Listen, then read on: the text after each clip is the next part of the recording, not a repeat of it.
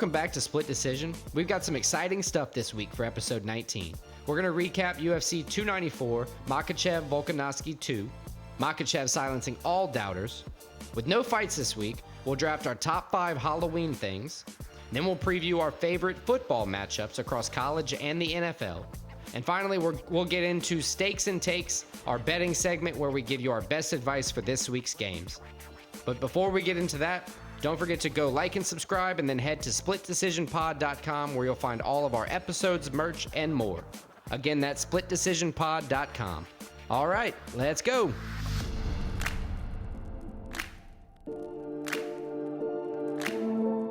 All right, so let's move on to UFC 294 recap. The fight card in Abu Dhabi.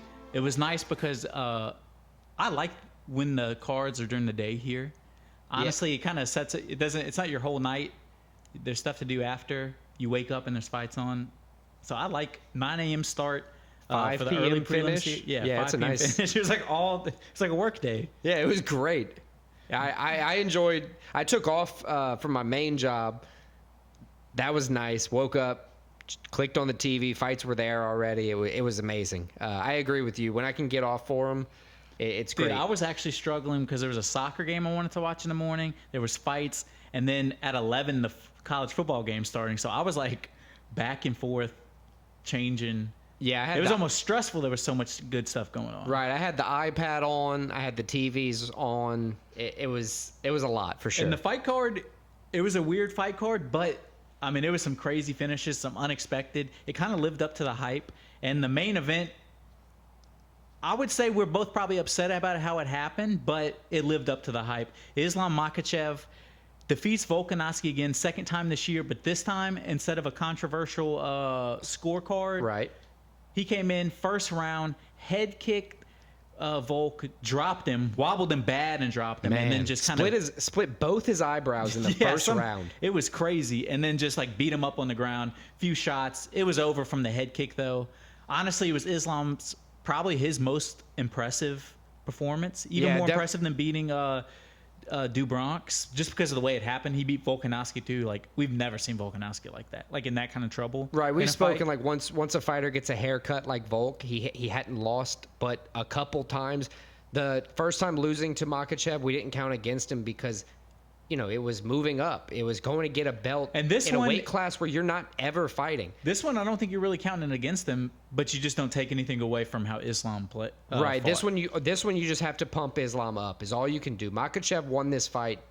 It wasn't a dominant showing in the beginning of the first round. I mean, but I think it quickly turned into just a devastation for Volk fans. I think the 11-day notice does play a factor in here, but I mean, I just don't see a way. I don't see Islam losing right now. I think he's proving he's more dynamic and kind of more of an exciting fighter than Khabib was. I'm not saying he's better than Khabib or more dominant than Khabib, but we never saw Khabib do that kind of stuff. You're right. No, I think at this to your point, level, Khabib's the best wrestler in UFC history. You know, he would beat anybody. He could come out and probably go another 10 wins undefeated if he wanted to. Yeah, I mean, in the UFC. His last fight, he dominated Gaethje. Right. And look at what Gaethje who's fought and what he's done since then. Right, just dominated other guys. It's crazy. So, albeit a worse wrestler than Khabib, but a better striker. And worse wrestlers, like, he's still probably the best wrestler in MMA. Right now, he's just not as good as Khabib. Yeah, it's crazy. So, Makhachev, that's a very impressive performance. All props to you. Great speech after. He said it was the UFC's job to find his next opponent. Dana White's job to find his next opponent. So I'll ask you, because we don't have contacts like Dana White, who's next for Islam Makhachev? Is it Charles Oliveira? Is it Justin Gaethje? Beneil Dariush? We already know. It's definitely not Beneil Dariush. Yeah, he's in the top 5. One to throw out there, a wild card. He had talked about before the fight, if he won, he would want to fight the winner of Leon Edwards, Colby Covington for the 170 belt, try to get 2 belts. I wouldn't be mad if he did that. If he stays at lightweight, I mean, you could rematch the Dubronx fight, the fight that was supposed to happen this weekend in the main card, main event. We could schedule that, or Justin Gaethje. I mean, He kind of deserves a title shot. That was an impressive point. win against. He hasn't fought Islam either. Right. It's So it's like, Islam do you want the rematch or do you want a fresh opponent for Islam, and then you can do Bronx? Right, and it's not even for Islam to win the BMF title. That was a special thing, that happens for specific fights. But this would be a great chance for Gaethje to at least have a shot at the 155 title. Yeah, he would have a puncher's chance. I still think Islam comes in and The wrestling for Islam is still so good. yeah, and I think Volk he said he wants to fight Topuria in January. I think January he probably needs to take a little more time off. But I think that's the fight to make when he comes back. He'll be healed up. It's just, is he going to be mentally good? Is he going to be ready? It was tough seeing Volk like that. Yeah, he was emotional at the press conference. At the press conference. We've never seen him wobbled like that. No, it was rough. Volk fans everywhere were crying on Saturday. So, moving on, co-main event, we had another late notice change. So we had a bit of controversy, good and bad. Two late notice changes, but both fights arguably got better. Right? Yeah, Paulo Costa still fought though. No, he didn't. He fought in the crowd. They got in the crowd. Yeah. Yeah, he was not going to Abu Dhabi without fighting. But anyway, we had Khamzat Chimaev facing Kamaru Usman. Both guys moving up. It was electric. Khamzat's fought at that weight before, but he just keeps going. But remember, he last time he tried to back make and forth, 170, and he weighed did in it. at 178. Right. And they told him he had to, at least for this fight, he had to move up. And he was supposed to fight Paulo Costa, who would have been able to make weight at that weight anyway. But Kamaru Usman stepped up. Electric co-main event. I personally thought this was going to end first round knockout in Chimaev's favor. Yeah, you almost thought this one was going to end how the main event as ended. Early as the main event. It was going to be like this that. one went to the decision. It was a highly contested fight from Kamaru Usman. The showing that I personally didn't expect to see. And I will say, all the people who said that he was a shell of his former self, he definitely didn't look it against somebody way more impressive, in my opinion, than somebody like and Leon bigger. Edwards. It was his first time fighting at that weight class. Right. Khamzat came in. He kind of dominated the first round on the ground, but he never really had. He had maybe a small window where it looked like he might get a finish, but other than that, it was poised control from Chimaev. It was poised control, but he didn't really have a lot of. It was damage, but it wasn't heavy enough damage. But it wasn't to make it dangerous, right?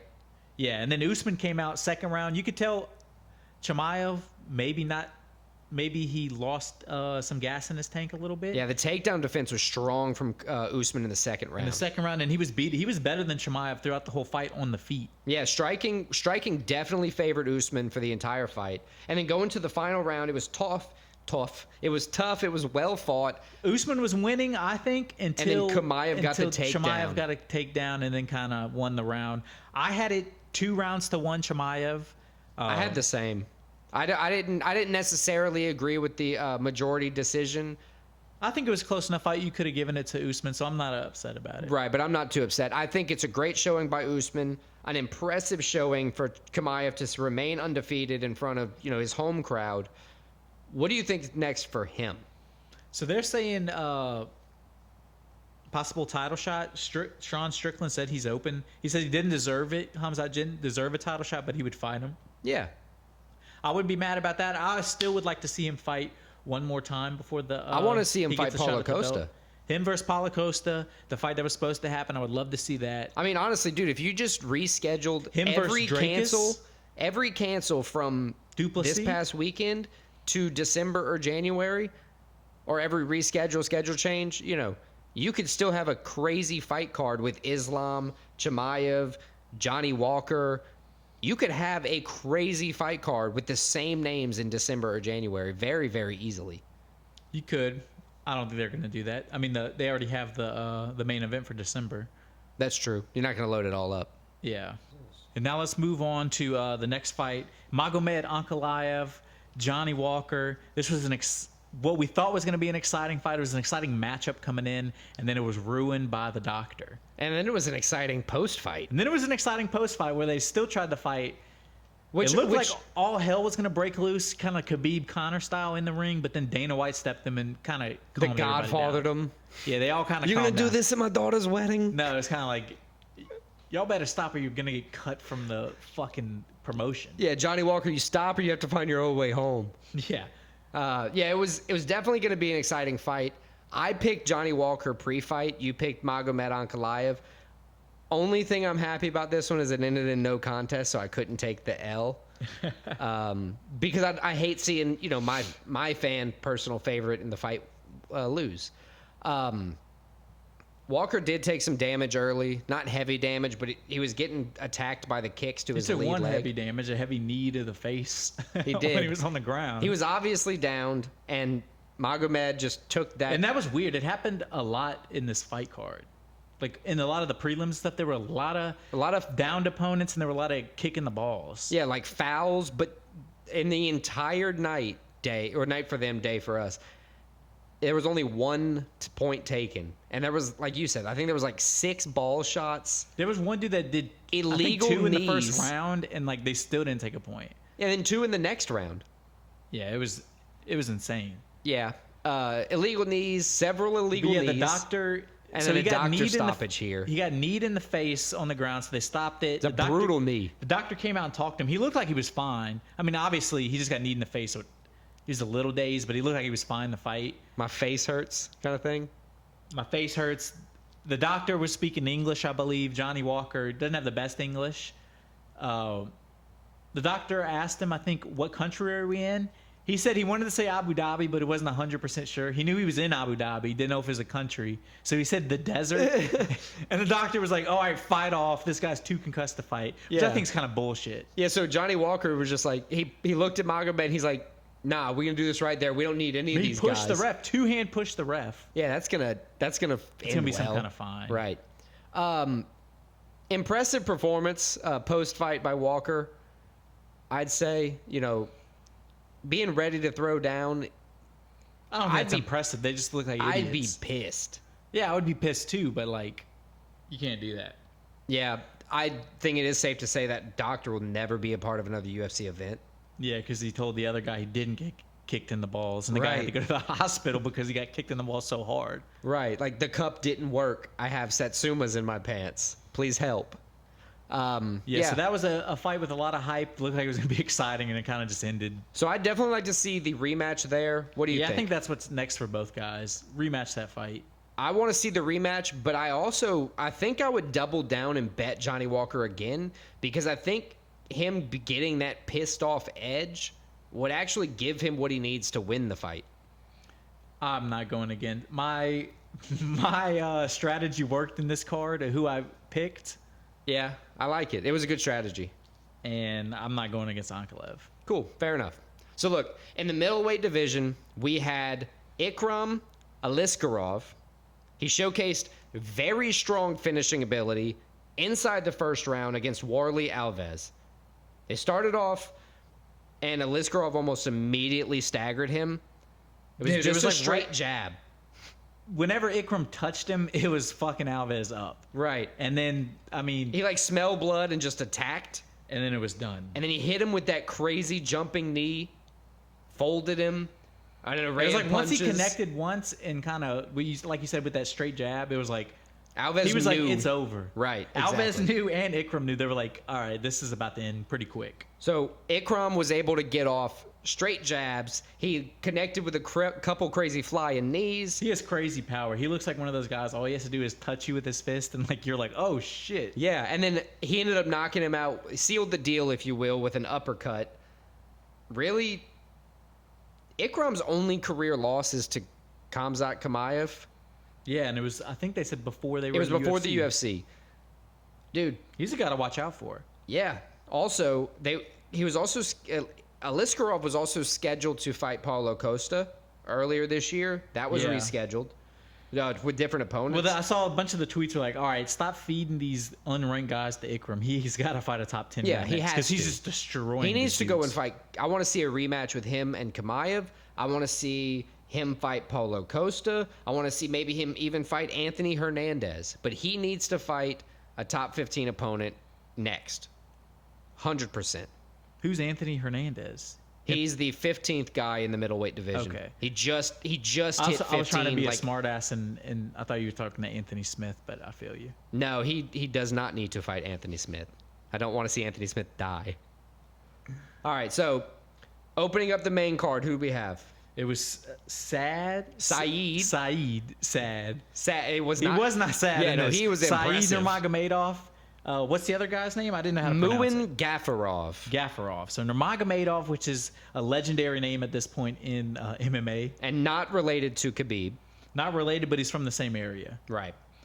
And impressive size. These guys looked way bigger than 135 pounds. Yeah, they were some yoked 135ers. Like, A lot when you of look muscle at in them, these you would guys. think like, welterweight, something like that, just big, bruly guys. No, they were both 136 pounds. This was another fight on this main card that ended in the first round with Saeed getting the first round gilly. Right.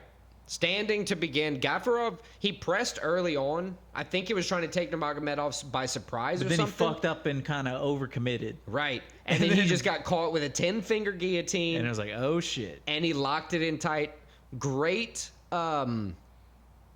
sportsmanship, Saeed was better if on you the will. feet too. Yeah, he was. From the little we got to see. Yeah. But great sportsmanship by Saeed. He let go of the choke as soon as he, got the obvious tap. He didn't hold it in Yeah, for a 'cause the couple ref extra didn't see- seconds. the ref didn't see it. Yeah, it was on the opposite side.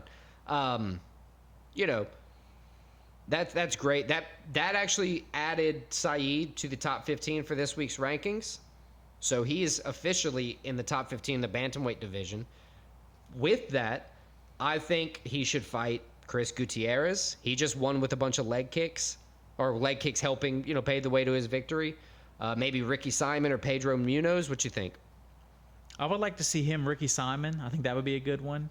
I think he's ready to take the next step, but you don't want to like throw him to one of the top guys yet. So I think anybody ranked from like 7 to 15 would be good for him. 7 to 14. All of those guys, I picked those with kind of keeping that in mind that he shouldn't get someone deep inside the top 10. Yeah, no need to until rush him. he He's only like proves 22 himself. years old. Isn't Correct. Yeah, he's So young. it's like, he has a lot of time to just keep finishing don't people. rush him. Let him keep getting better, finishing people, build his star and resume. Exactly. All right, so this week, in honor of Halloween coming up, the next time you hear us on an episode is going to be, I believe, the day after Halloween. Right. So this will be our Halloween special episode, especially since there's no theme from the fight card. But this week's top 5 is going to be top 5 Halloween things, as I'm sure you could have guessed by now. So that goes anything at all to do with Halloween. Or your perception, if you can bring it to Halloween and you think it deserves to be in your top 5, you can do that. Yeah, so let's see how this goes. And I believe I get to pick first in this draft. Yeah, I went. You had a hiatus last week. You were sickly, and I did it by myself. So you get to go first. So I think this is a pretty easy 1-1 pick. I think this is just synonymous with Halloween. It is Halloween. I'm going to go candy. Halloween's all about getting candy. Even as an adult, there's some, like, candy's just more readily available during Halloween time. Dude, like, is they just it? have it at work for no reason. It's just bowls of candy. Isn't it like the best thing around Halloween time? My pantry just gets like filled with Halloween pantry. And or my Halloween favorite candy is Reese's and the Reese's pumpkins. They're so good. Dude, they're addicting. They're addicting. And that's why candy 1-1. I mean, Yeah, I can't argue with that being a very, very solid 1-1. I was gonna ask what your favorite candy was. it's the Reese's. Reese's, yeah, they're very, very Especially the solid. pumpkins. Yeah, it's a great pick. I have no arguments. That there's not much that can beat that, but I'll try. My first pick, I think I'm gonna go with horror movies. I Okay. like horror movies a lot. Ever See, since I was, don't like horror movies, so I'm glad you picked that one. but either way, it's a top Halloween thing, right? It is. It's synonymous with Halloween. Even if you don't like being scared, there are movies that only come out, that are only shown on TV during this time of year. It's one of the biggest consumer holidays that there is, so you get the blockbusters. But what about Halloween movies that aren't scary?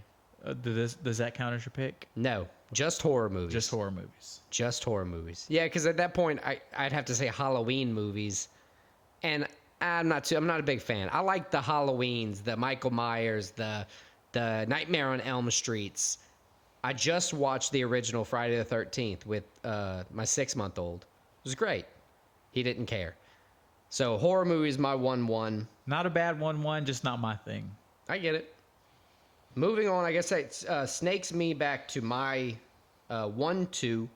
I'm going to go with the closest thing to candy that I can. And I'm going to say trick-or-treating. Oh, I was going to pick that. I was going to go double down, but I like that pick. Yeah, that probably would have won. Honestly, that would have won you the whole thing if you'd have been able to get trick-or-treating as well. Reason being, if you can't have candy, you got to play the trick, right?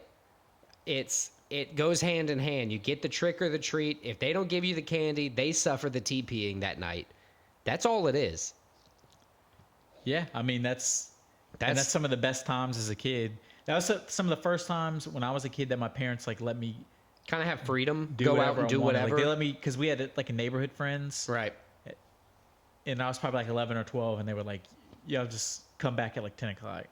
Yeah, like you kind of got the night out. Yeah, and I was like, all right. As a kid, it was a night out. It was like, this is awesome. Yeah, and you were almost like skittish, nervous, scared. First little bit of freedom. Right, and as long as you didn't completely ruin it, you were kind of let off the leash from there. You know, it gave you a lot. So trick-or-treating, and as a parent, as an adult, I like trick-or-treating again. I know there's like a small time in your life where you don't. It's back to being fun for me. Yeah, I would. Yeah, trick-or-treating, you can't beat it. Right. So what's your second pick? My second pick, I thought you were going to take this as one of your top two. My second pick is costumes. Oof. I think dressing up in costumes is one of the most fun thing. It's fun when you're a kid. You kind of start not liking it a little bit when you're a teenager, but then when you get an adult, it's fun again. Yeah. Dressing up in a costume. Kind of like the same thing with trick-or-treating. Yeah, same thing with trick-or-treating. It's what Halloween is at this point, is costumes. You can be anything you want. You can be offensive. You can be non-offensive. You can be funny. You can be like whatever character you're super into. It doesn't have to be funny. Yeah, you're almost encouraged to culturally appropriate. And anybody and everybody that likes all different kind of things enjoys it. I have some family growing up. They couldn't watch like Harry Potter and things. I had family like that too. Yeah. They wouldn't let. A specific memory. I remember them specifically watching like VeggieTales, and I was young enough to know what VeggieTales was and like have seen it before, but I was like, why are they watching this at their house? I only watched this at Vacation Bible School. Dude, it was wild. I had a cousin. They couldn't watch Rugrats with me. Whoa, Rugrats was simple. Because Angelica was a bad influence, they said. I mean, she kind of was. Yeah, but she was the worst part. It was obvious nobody wanted to be like her. Yeah, like the show they made her like, hateable. That was the first hateable person I've ever. Yeah, it didn't like glorify being a bully to babies. No, it was like, nah, she sucks. Right, the babies won all the time. Nobody wants to be like this. That's solid. But yeah, costumes, my number 2. My number 3, this is where it starts getting kind of hard. That's what she said. But I'm going to go number 3. This one plays more into when you're a teenager and an adult. I'm going to go a Halloween party as my number 3. Ooh, I was toying with whether or not I was going to pick Halloween that. party kind of goes in with the candy and the costumes. Like you can dress up. And they're all different ages. All different ages. Halloween's always fun. A Halloween party is always fun. I remember like the different kinds of Halloween parties I've been to as a kid. You know, like the fun, you know, it's... Then when you're a teenager, let's see who like, can this be is the my scariest. Chance to make out with my girlfriend. Right, we might play spin the bottle. Yeah. And then as an adult, it's like, I'm just going to get hammered and have a good time. Like we're having a good time. Yeah, so Halloween party, that's my number 3. Yeah. So that bounces back to me, right? So you got next 2 picks. Okay. Let me scratch out Halloween part. So my third pick, I'm going to go with a haunted house. Oh, I had that one on my list. Now you can think of this in the terms of like the neighborhood haunted house where they, spend some money. It's like that treat that not a lot of neighborhoods have, but the ones that you find are crazy. Yeah. Or There's you can always go that one family that's like, we're gonna do the Halloween. Yeah, I got one right down the street. It's crazy. Or we can think of stuff like the 13th Gate.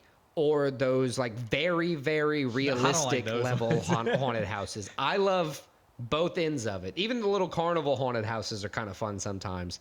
Yeah, those ones. I do like those. But just a haunted house, it's, once again, just synonymous with Halloween. It brings me back to my childhood, running around different places, trying to, be scared, get into all the Halloween stuff. I like feeling spooky, so that's why I went with that for my number 3. My number 4, man, I think I gotta go with pumpkin carving. Oh, I had that one on my list too. God damn it. Yeah, pumpkin carving. I didn't do this that much when I was a kid. I know we did it, of course we did do it. I did it more as a teenager and an adult, and I've done it pretty consistently since having kids. It's really fun when you figure out how to do it. You can get really crazy with the designs. You can print stencils off the internet that help you, make whatever you want to make. They have some really cool carving pumpkin ideas. That's why I went with it for my number 4. It's just a solid Halloween tradition. Yeah. It's like dyeing eggs on Easter. It's like when you say it, that's all you can think about is the holiday associated. Does this rule out what my number 4 pick would have been? I don't know. Let's see. Which is jack-o'-lanterns? No, because I was toying. I have that on my list as well. Jack-o'-lanterns are carved pumpkins, carving pumpkins, but it's not the act. It's not the, the action. Okay, then I'm going to put jack-o'-lantern as my number 4. I love a good jack-o'-lantern. I love seeing one. As you said, they can get creative. They can get funny. Absolutely. Stick the candle in it, let and it rot on your porch. they're like synonymous with Halloween. Any like cartoon or anything. The Headless Halloween Horseman episode, is a jack-o'-lantern, right? Exactly. That's a whole scary villain based around a jack-o'-lantern with a pumpkin head. So I think jack-o'-lantern is just like synonymous with Halloween. I think you think Halloween, you think jack-o'-lantern. I agree. So that was my number 4, and I think I get one more from my 5th pick. One more. And this is tough. I have a few different options right here. So my number 5 pick, it kind of wraps a lot of our picks up into one thing. Okay. Hanging out with your friends. Ooh, I like it. I think Halloween, everything we've talked about, from parties to trick-or-treating, carving pumpkins, you're hanging out with friends and family. What kind of psychopath carves a pumpkin alone? Yeah, that would be terrifying. Wrong. You better be hanging out with somebody if you're carving pumpkins. At least act like you have friends. Like, pay somebody to carve a pumpkin with you if you're not doing it with someone, please. Yes. What if you're an adult that trick-or-treats by themselves? I think you should be arrested. That's kind of like the thing that you never know, because if you're going trick-or-treating, there's hundreds of people out. If you're because you're not going you're by yourself, but you're not alone, right? Yeah, like you could just be like, oh, my family's over there. Yeah, I'm trying to catch, I don't know where Barbara went or whatever. Like, just make some shit up. There's just some creep out there trying to get your kids by himself. But yeah, hanging out with friends and family, I think that kind of just wraps up a lot of our picks up into one thing. It does. I just think, the best memories are trick-or-treating with your friends, going to a Halloween party, carving pumpkins. So hanging out with your friends and family. Yeah, absolutely. I like that. I had my 5th pick, man. This is tough because I feel like we took probably the top 9 things that could have been taken so far, Halloween related. Most of my other things on this list are Halloween, not even animals, but like Halloween characters almost. That counts. Right. It's hard to pick the right one. So I think I'm going to go with scaring people. Scaring people? As my 5th that's part pick. of Halloween. Right. It's playing the pranks, getting the scare with your mask, popping out from behind the corner. I know everybody's seen the videos of, Halloween pranks gone wrong, or, scaring done too scared or something. Scaring people is just a good Halloween prank. It's really one of the only times nowadays, especially, that you'll be able to get away with it on top of that. Yeah, that's not a bad pick. I think that kind of that goes right in hand with Halloween. So that's our top 5. To recap things, my number 1 pick is candy, 2 costumes, 3 a Halloween party, 4 jack-o'-lanterns, and 5 just hanging out with your friends and family. It's a very solid top 5, but I think mine is going to trump you there. Number 1 being horror movies, 2 being that good old-fashioned trick-or-treating, 3, a haunted house, 4, carving pumpkins, And 5, scaring people.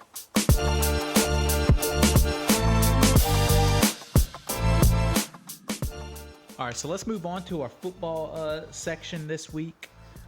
This week, again, we're going to go 5 of the top college games, 5 of the top pro NFL games. Kind of give you a quick little rundown of the game, give you our picks. So, yeah. Jumping right in. Here we go. And the first game we're going to cover is going to be the Georgia Bulldogs, the number 1 team in the nation, 2-time defending champs, taking on their rival, the Florida Gators. You know, Gator neutral growls. site. I have heard a Gator growl. Gators are scary. Yeah, pretty Gator terrifying. would fuck a bulldog up. Yeah, Bulldog's a little bitch boy. Yeah, they can't even give birth. No, they can't breathe either. Yeah, but Mascot fights, we know who wins. exactly. This game is always in a neutral site in Jacksonville, so kind of right between the two schools. Why is that? Just because they split the crowd in half. It's just a cool thing. Oh, It's cool. in the NFL stadium. Nice. Georgia comes in 14.5-point favorites, which is huge in this rivalry. Thing is, Georgia's number 1, as we said, 2-time defending champs. Florida has kind of been up and down. Billy Napier's still trying to find his groove at Florida in his second year. Shout out UL. Shout out Louisiana Lafayette Raging Cajuns.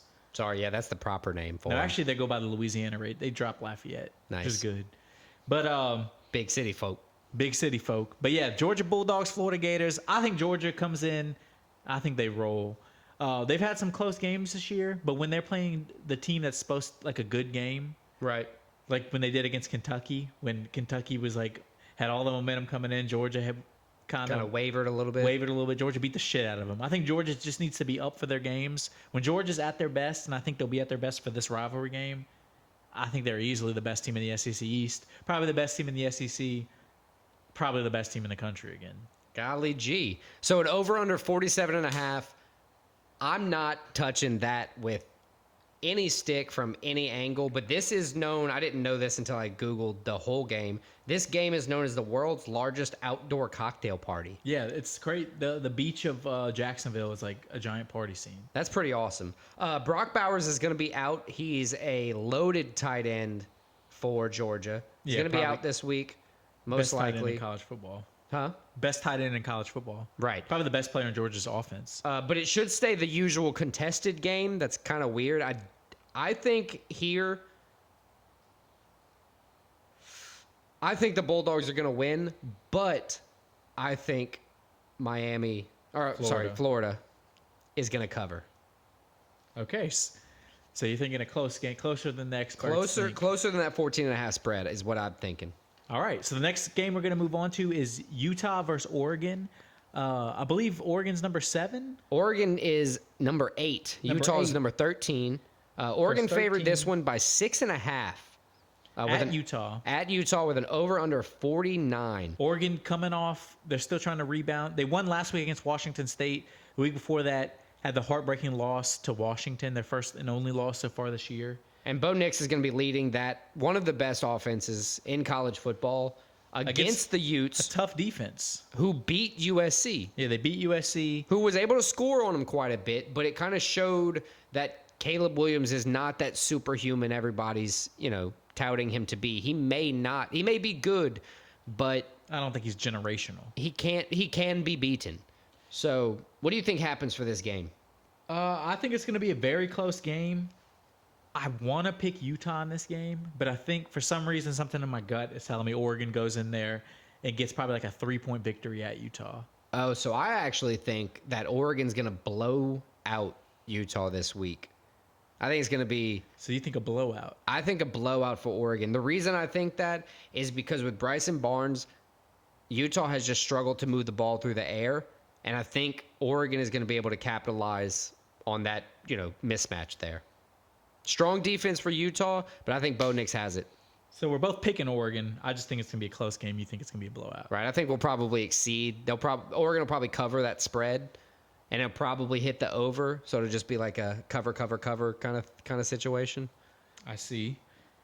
So the next game we're going to cover is Duke Blue Devils against the Louisville Cardinals. Both teams ranked. Every team from ACC Louisville matchup. feels like they're the Cardinals, right? Well, I mean, every team from University of Louisville is the Cardinals. Yeah, or no, not is it? What state is Louisville? Kentucky. How many Kentucky mascots are Cardinals?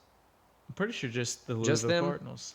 Oh, I'm thinking of St. Louis used to always be Cardinals. Or the huh? Arizona Cardinals. There's a lot of Cardinals. There's a They're lot of just Cardinals. Not all. All right, I'm sorry. I'm an idiot. We digress. 20 ranked Duke Blue Devils. Duke coming off a loss to Florida State last week. Not to be, They've lost to Florida State and Notre Dame. So 5 teams, and 2. yeah, Right. not- Two teams that, like, you can't, like, Not bad teams. To lose Louisville to. coming off of a surprising loss, right? right, to Pittsburgh. To Pittsburgh, and they got dominated. They did. It was weird. It was after they had a huge win against Notre Dame the week before, so a huge letdown. So Right, so then they had to sit on that during their whole bye. They lost as a 7-point favorite.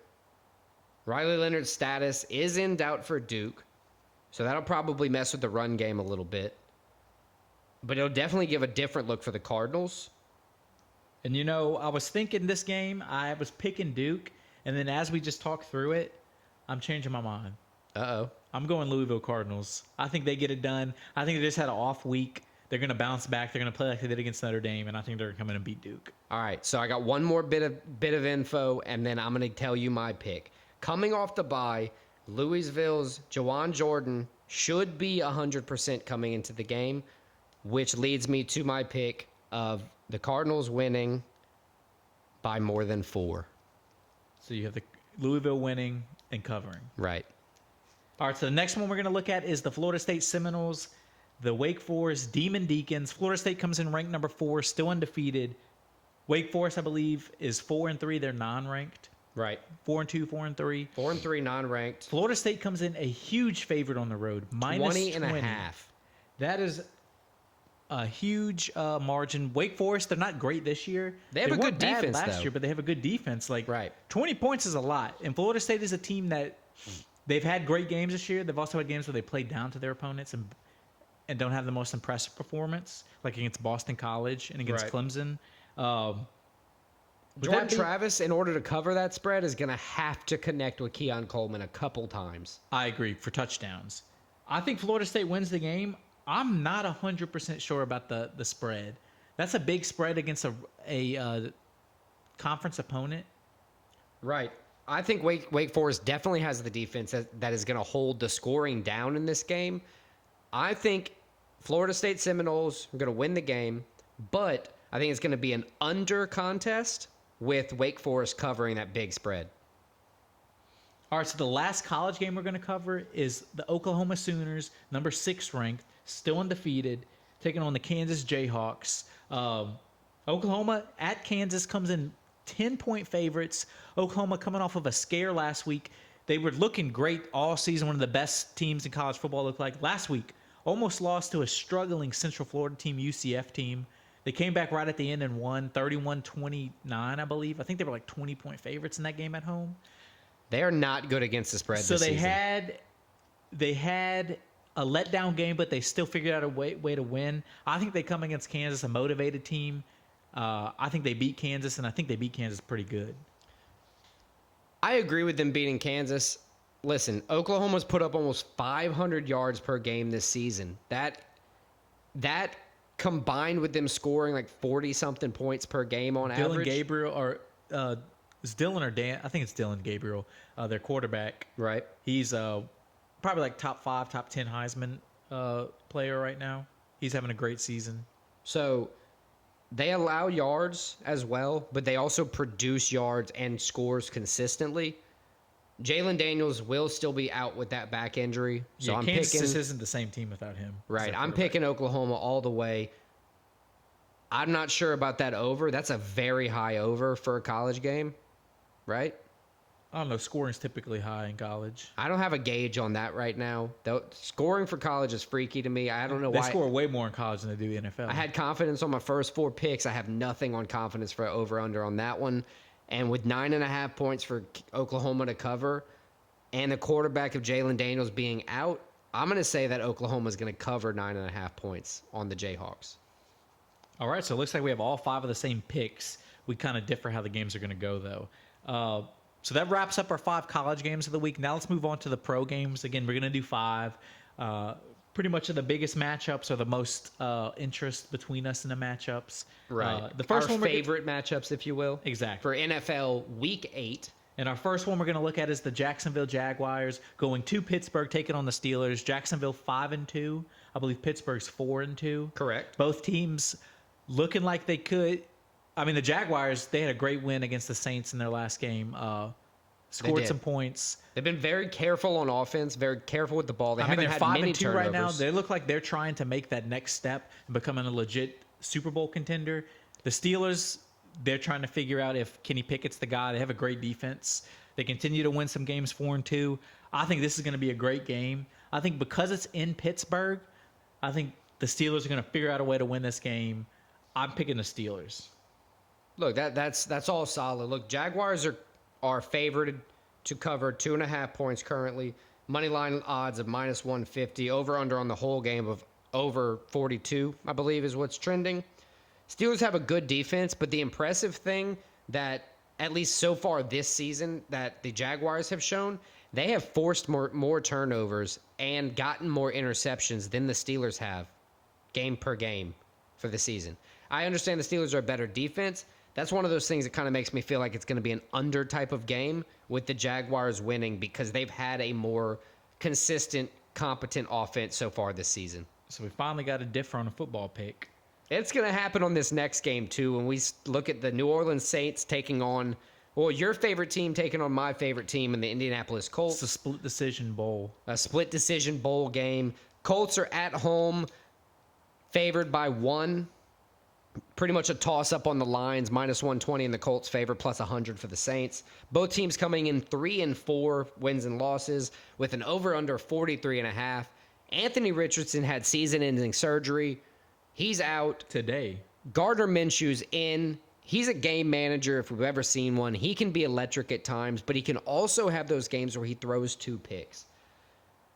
I don't really know what to do, man, but I'm not picking against my team. I'm going to ride the Colts until I die. The Saints, I live here. I don't hate on them like I used to, but they've done a little bit different than the Colts in the last 5 games. They've lost 4 out of 5 when the Colts have won 3 out of 5. I don't know what that is. Olave just got arrested. What's going on in New Orleans with Derek Carr? Do we need to put Jameis in? I wouldn't mind seeing Jameis in. I think the Saints figure out a way to win this game. I think it's going to be kind of like they did with the Patriots, where they just come in, play a great game. This is a game where the Colts are playing better on the road. I think Derek Carr, the Saints are also playing better on the road. I don't think Derek Carr is the answer, but I think he's going to come into this game and be this game answer and have a good his best game as a Saint is going to be this week against the Colts. That would be my luck. I got the Saints. So obviously differing picks. The split decision bowl, I like that as a colloquial term. It's nice. I honestly, look, if we can just get some things nailed down on offense, even with, Anthony Richardson going out for the season, I think we could have a decent year still. All right, so the next game we're going to cover is the Dallas Cowboys hosting the LA Rams.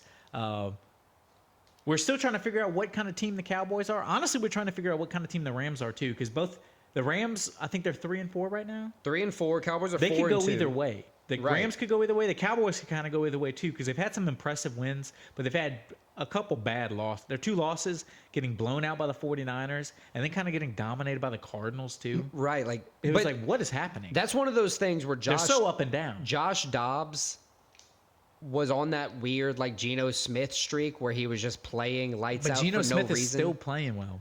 Geno Smith's played well since he went to the Seahawks somehow. But yeah, the Cowboys are coming off a bye. They just beat the Chargers. Their defense has really been the reason they beat the Chargers last week, right? Or was that the week? 2 weeks ago. 2 weeks ago. Yeah, the Chargers lost to the Chiefs. You're right. A couple days ago. Oof. Speaking of them, defense has been really the reason the Cowboys have been winning all these games. But now Diggs is out for the year. Dak has been a glorified game manager at best, throwing several touchdowns or interceptions, not touchdowns, when they needed him to not manage the one game against the 49ers. Rams have also been bad. Kupp is back. And then we have another option, I guess, in Puka Nacua. I like Puka. And then we got Tyler Higbee because what's the quarterback's name? Stafford. He likes to throw to white guys on the Rams for whatever reason. That's fun. I picked the Cowboys here. I got think the it's going to be Cowboys, a too. low-scoring defensive game. -6.5 Cowboys. You think they cover? I think the Rams probably cover that. Yeah, honestly. I think it's going to be like a 4-point Cowboys win. Yeah, like it'll be a good game. I think it's going to be a very defensive game, but that's just where it's kind of got to play for me.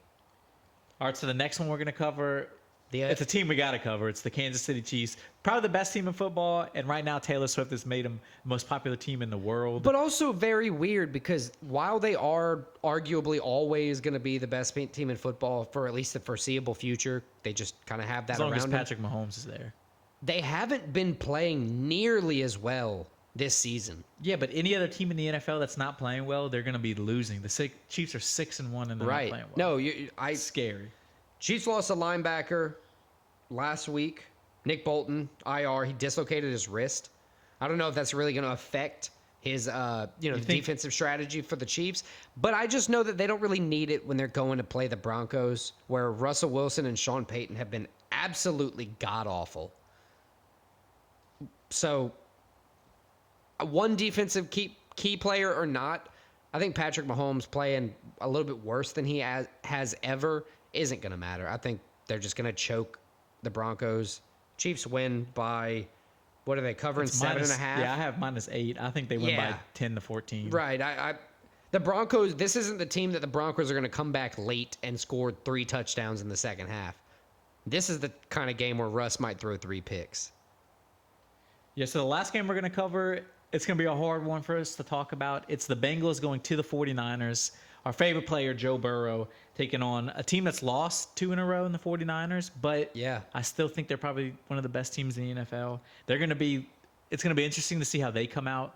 The Bengals coming off of a bye after kind of getting momentum going. Did they have a bye come at the wrong time? Are they going to be able to continue the momentum? I think, honestly, man, that bye might help. Joe Burrow playing... Yeah, the healthier he gets, I think that's what's going to... Right, if you can get him to closer to 90%, 100%, he's going to play like he played in his first few years in the league. This season, had that calf injury in the preseason has just riddled him. He's taken hits because his O-line isn't protecting him well enough. And a strong defense with Nick Bosa on it is not going to be pretty if the O-line can't step it up. What do you think happens in the game? You know, this is another one I just changed my pick on. I think I'm not betting against Joe Burrow. I'm not picking against Joe Burrow. I think he figures out a way to get it done. I think they're figuring out. I think the 49ers are kind of on a slide. Does the pick change help because the 49ers lost to the Vikings yesterday? It helps a little bit, and I just thought about it more. I think I got to believe in my guy, Joe. I think he carries him. I think him and Jamar go off. I think we can still log this one for an anytime CMC touchdown.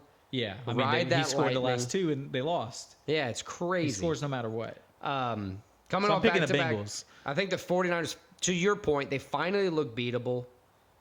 CMC, Kittle, Purdy, Bosa, huge threats to the offense and defense of Joe Burrow. 3-1 out of the last 4 for Joe Burrow and the Bengals. Recovering from that calf injury, I agree. I think it's going to make him play way better, especially with the bye week. But I still think the 49ers are going to win. So we agreed on all college, and we differed on 3 out of the 5 pros. So that's going to be interesting to see how that goes. All right, now it's time for Stakes and Takes, the recap segment where we go over last week's stakes and takes. Those are going to be our bets and picks. That's right, bets and picks. And then we give you our 5 confirmed bets for this week, giving you a little bit of our advice, just trying to make us some money, make us some units, if you will. All right, so last week, UFC, how'd you do? I did pretty good in UFC. This is my best week I've had in a while. I didn't lose a fight. Out of the 5 fights we picked, 1 was a no contest. Boom. That was the Johnny Walker Ankalev fight. Right. Where the doctor fucked up. The other 4 picks. I lost that one too, if it's any consolation. My other 4 picks, I won them all. I went with my my pick method, which was pick the Muslim Russian guys. That's fair. I mean, obviously it panned out. It was a heavily weighted card in their favor, so solid advice to yourself. Always pick the guy with the Muslim with the beard with no mustache. All right. That's And then went 4-0. It helped me this week. How'd you do, UFC? 3-1-1. I thought Volk was going to beat Islam. I thought his confidence, even though he lost the first time out, was going to kind of play moving forward. but the fight ended in a dramatically different fashion than the original. So I went 3-1-1 in UFC. I'm not very upset about it. I took a chance on an underdog, and it just didn't pay off. But moving to college football, I went 4-1. I only lost USC. I got every other pick right. I went 2-3. I didn't do as well. I lost. I picked Penn State. They lost. And I picked USC stupidly. I'm never picking USC again. They lost. Dude, that's crazy. They just folded twice in a row, USC. Picked Clemson, double overtime, heartbreaking loss to Miami. And I picked Miami. That was nuts to me. Because Miami was one of my bets, and I actually cashed that underdog. It was awesome. Yeah, so 2-3. I went in college, so it looks like you beat me there. Beat you there. How'd you do NFL? I fucked it all up, dude. I went 2-3. I'm sorry, 3-2 in the NFL. Lions and Bills were my losses. It wasn't great. The Lions should not have won like lost 38-6. That's ridiculous. Yeah, they just didn't show up. Dude, I was spouting like, oh, Aiden Hutchinson on the defense, about to take Lamar Jackson's ankles. Nah, it's like he was a high school like volleyball player. They just didn't show up. I went 4-1, and that was my only loss in the NFL was the Lions. Oh no, I'm sorry. I didn't even pick the Lions. You picked the Bills. Yeah, my you only lost loss on was the the Bills, which they should have. How'd they lose to the Patriots? Right. How do you lose to the Patriots? Josh Allen this season has been playing very similar to Justin Herbert. Just can't come back. Yeah, but the these Bills deficits. are still over 500. The Chargers just suck. Dude, that is a different story. But yeah, I got every other pick right. 4-1. So it brought me to 10 wins, 4 losses, and 1 draw, I guess you would say. Yeah, so 10-4-1 on your takes. That's good. I like that. How'd you do? I went 9-5-1 on my takes. I'll take it. You'll take it, right? Yeah. Chat GPT, otherwise known as our AI counterpart, went 8-6-1. I will say... So we both beat him this week. Right. That hasn't happened for a while. I will say with that, it was a great and crazy underdog day for NFL in its entirety, just not the 5 games we were totally focused on. How'd you do for bets last week? So bets, I went 3-2. I did the same. I got Islam and Hamzat money lines right. I got Penn State and Detroit Lions. Yeah, I somehow picked a bet that was opposite of my pick. Because I got those money lines wrong. Hey man, sometimes at that plus sign with like how much money you're gonna win, I didn't even look at it. And then sometimes the odds just like make me like second guess myself. Like I could win $500 here. And then I had Eagles money line, which they won against the Dolphins Sunday night, so that saved me, gave me a winning record of 3-2. How'd you do? I went 3-2 as well. I went Florida heavy. It helped me and it hurt me. I had Kamayev money line on my UFC bet. And then I took the Hurricanes money line, which cashed as a nice little underdog. And then the Bears money line, who did they beat last week? They beat the Raiders. They beat the Raiders like pretty bad. And then I lost Volk money line because I tried to put my money where my mouth was there. Didn't work. And the Dolphins just decided not to be a contest to the Eagles at all. The Eagles are good. Yeah, and they didn't even need the tush push again. So we both went 3-2, so that kind of leaves us about where we came in. Right. So yeah, that moves me for stakes, 38-31-2. Christian, it moves you to 38-32-1. So we're right there with each other. For takes, I'm 95-53-2. Christian, 90-58-1. So I have a little bit of an advantage there. And with our AI system, 47-20-2. For a pretty impressive ratio there. But yeah, that's going to cover pretty much all of our stakes and takes for this week. For last week. And that's going to jump us directly into our bets, our stakes for this week. Yeah, what you got? So no UFC, so we gave you our football picks already in our football preview. So we have 5 football bets this week. It's pretty much what we had to come up with. I did 2. I did hockey. Okay. I'm kidding. All right. Well, hockey season did start. Oh, it did? Yes. Damn. I did 2 college and 3 pros.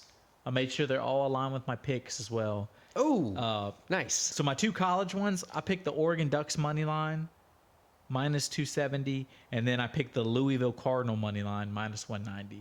Nice, nice. I also took the Louisville Cardinal money line. I think, based on what we said before, I think they're going to just have what it takes to beat them. And I also took Wake Forest covering 20.5. I think with how weirdly good their defense is, that's just a crazy point differential that they're going to get. That's it for all I have for college. So we each have 2 college. My 3 NFL bets, I did 3 money line bets. I did Bengals money line against the 49ers plus 190. I did the Steelers money line against the Jaguars plus 120. Then I did the Saints money line. Broke my own rule, plus 100. I took all 3 pluses. Probably not a good idea, but I'm feeling it. Hey, look, if you're I'm nothing, done overthinking. I'm not overthinking anymore. You're nothing Go if with my not gut. confident. Go right? with my gut. My 3 NFL picks: Jaguars money line, slight favorite; Rams to cover 6.5 on the Cowboys; and the Bengals to cover 5.5 on the 49ers. I want to say the Bengals are going to win, but they haven't shown it to me like that this season, so I'm much more comfortable putting a +5. Giving them 5.5 points is a lot better feeling for me. Thanks for listening to this episode of Split Decision. Check us out next week on episode 20 when we review our football bets and picks of the week. Take a look ahead to UFC Sao Paulo, Derek Lewis versus Almeida. And then we'll take a look again at the football games for this next upcoming week. Yeah, I think NFL Week 10. NFL Week 10, college football Week 11. All right. So back in the olden days, turnips were used to carve instead of pumpkins.